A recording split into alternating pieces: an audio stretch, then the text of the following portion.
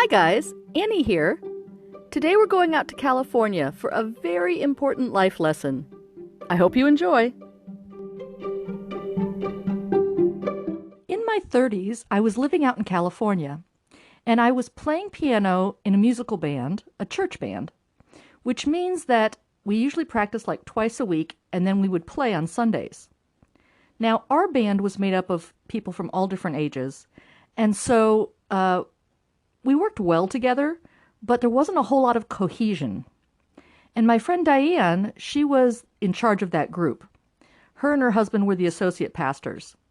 And she got us together, and she's like, you know what, guys? I think the only thing that's going to work is that if we try getting together during the week and just sitting down, talking with each other and praying.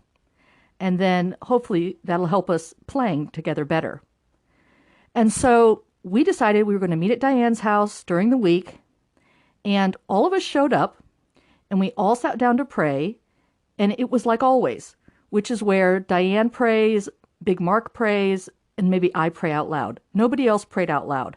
Everybody else was just dead silent. And this is really what Diane wanted to change. And all of a sudden, there was a knock on the door. And Diane wasn't expecting anybody else. So she just yelled, "Come in!" And in walks her son's friend, Russ. Now, Russ was the local drug dealer.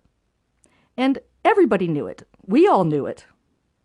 And Diane was really trying to keep her son off of drugs right at that point.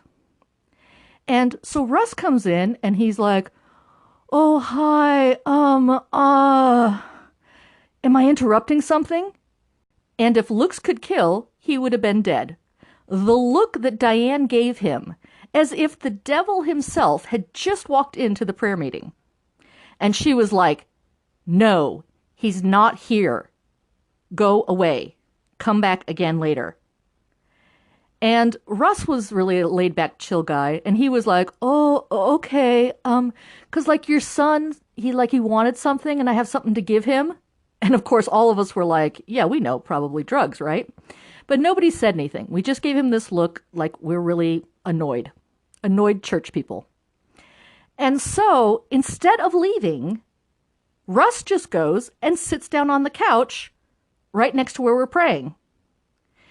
And he's like, "Oh, I'll just wait here for him because like he called me and he's going to be coming home soon." And the look that Diane gave him, like, oh my God, like, leave now. Leave now.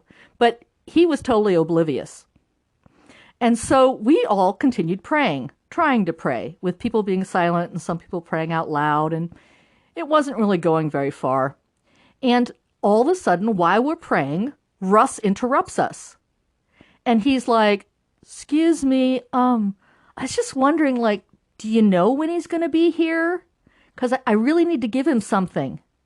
And all of us just sat there, like stunned that this drug dealer was interrupting our prayer meeting, our very important prayer meeting. And so Diane's like, "No, I don't know when he's coming back. You need to just leave." And Russ was like, "Oh, okay, like, cool, okay, all right. Well, then I'll sit here for one more minute." I couldn't believe it. I couldn't believe it. How rude, okay? Obviously, we were trying to connect with God. And he was totally just coming to do something illegal. So we all start praying.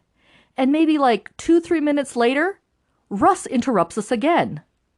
He's like, "Yeah, I couldn't help but notice like y'all were praying." And we're like, "Yeah." And he's like, "So you guys probably know, like I use drugs, right?" And all of us are like, "Of course." And he said, "I think what you guys don't know is, like, I have to keep a bong by my bed. And, like, I have to smoke, like, a whole bowl of weed just to get out of bed in the morning." And I could tell. I looked around, and everybody had this look like, where's this story going, right?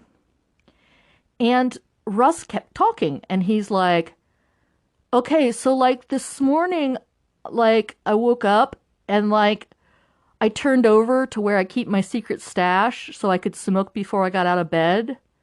And, like, Jesus was standing right there. And all of us, like, our chins hit the ground.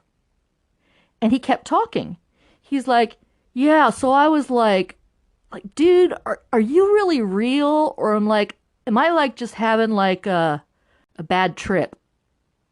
And Russ goes on to tell us that Jesus bent down, kissed him on the forehead, and as he's telling us this story, he's crying. And then Russ said, I didn't even need to like smoke another bowl, man. It was like awesome. And we were stunned. I mean, stunned. Because really, none of us had ever had Jesus appear by the side of our bed and then reach down and kiss us on the forehead. I learned a huge life lesson that day. I think we all did. You should not judge, because Jesus can interrupt any moment in any person's life at any time. Well, that was a wild story. Yeah, it's all true. If you felt inspired or convicted, leave me a message. And if you liked it, give me a thumbs up. I really appreciate you taking time to listen. Don't forget to subscribe to hear the next story. Have a good day.